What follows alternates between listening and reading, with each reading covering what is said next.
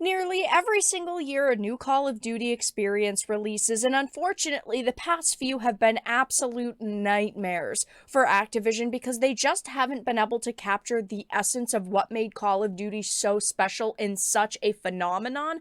But now, the Modern Warfare 3 title is going to be releasing. It's out in early access, and unfortunately, players and critics both are not happy with the content that we got in this year's title.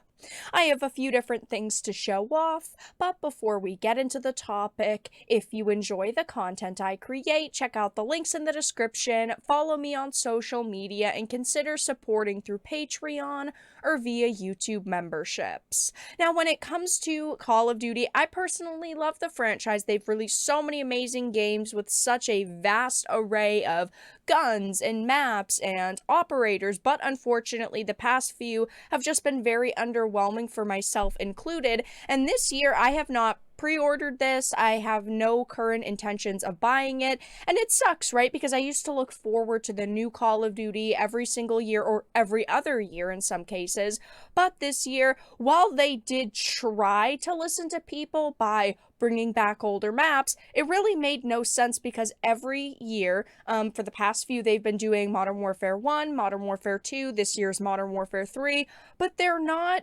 related to the original titles of these names. So, like, this year, it's Modern Warfare 3, so you'd think if they were going to remaster and slash remake any maps or bring back any guns, they would be from the respective Modern Warfare 3 title that previously had came out, but it's not. This has tons of different maps. I think almost all of the maps, except for the DLC ones, were remade for this game, but from Modern Warfare 2, so it really makes no sense. But unfortunately, even though I guess they tried in that sense to really bank on nostalgia, it's not like the rest of the game is that good. And now we're finding out that the campaign is extremely short.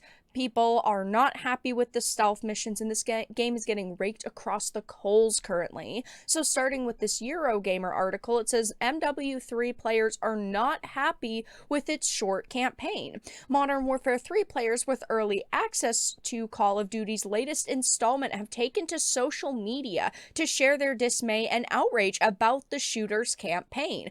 I think that they probably tried to make the campaign on the shorter side because they have released Call of Duty's that haven't had campaigns, and it's basically just multiplayer because they know that that is really the selling point for these titles, but people still go into it expecting a certain level of quality, and when you have an extremely short campaign or no campaign at all, it really does backfire for them. Like in this case, it says, although the first-person shooter doesn't formally release until November 10th, some players who forked out for the shooter's pricier digital editions can play the campaign early via early access.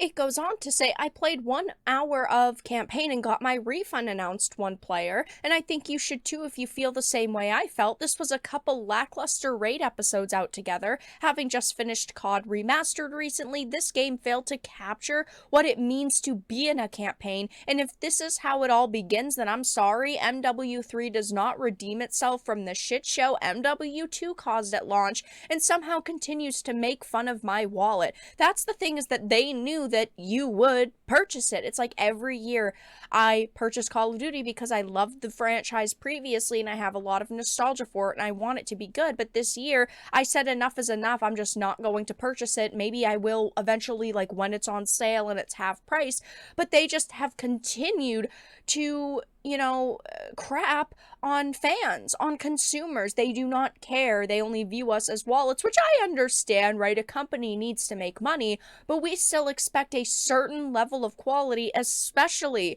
from, Call of Duty. I mean, it's such a well-known franchise for a reason, and unfortunately, they just do not know what their consumers want at this point.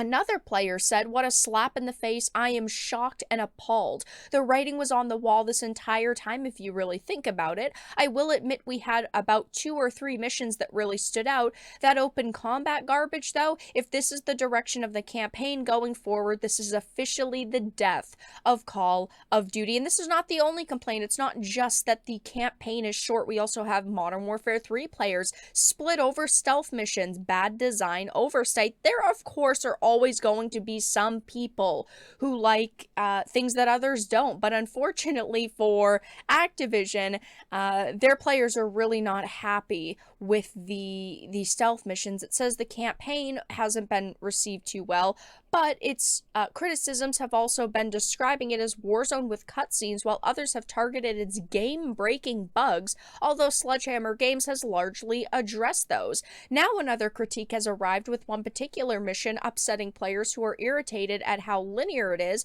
but not everyone agrees that this bad design oversight is a thing, though. A content creator tweeted, "Okay, I can't even explain in words how bad this design is in oversight."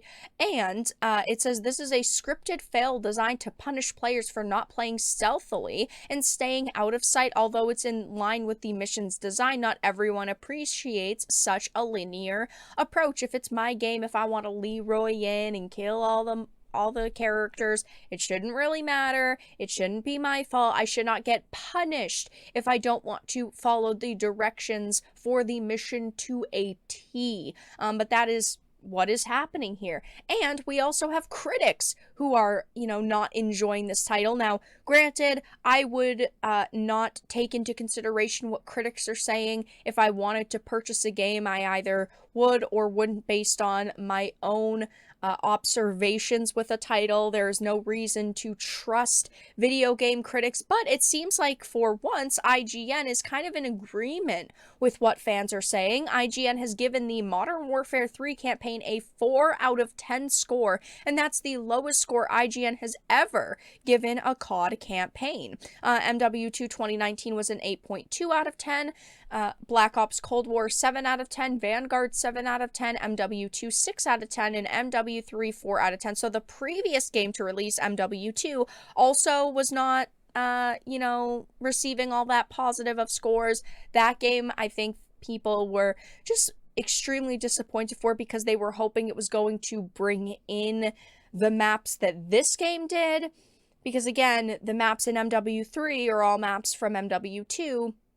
Well, the original MW2, and they just failed to impress people. There's also, Twitter users here saying scoring it lower than Vanguard is an actual crime. Again, there's a lot of fanboys out there when it comes to Call of Duty. I have been a Call of Duty fangirl for many, many years, but I just can't really defend them anymore, and I cannot be bothered spending $70 on another Call of Duty that has failed to give consumers what we actually want. I've given them plenty of chances. This year, I'm not. I mean, maybe I will purchase it once it's on sale. It's at least half price, because that would be months and months out. But there's, not a lot of positive news surrounding Modern Warfare 3 at this point. Unfortunately, Activision just did not care yet again what fans wanted. They really did not try to capture the essence of what made the original Modern Warfare trilogy so loved and such a phenomenon.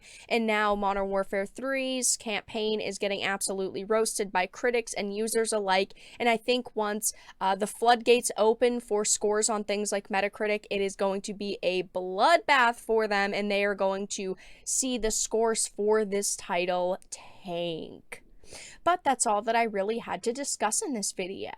Let everyone know your thoughts in the comment section down below. If you enjoyed this and of course found it important and informative, make sure to give it a like, share it, and subscribe to the channel. And of course, if you didn't, make sure to give it a dislike. I appreciate your support either way, but I will talk to you all again in the next video really soon.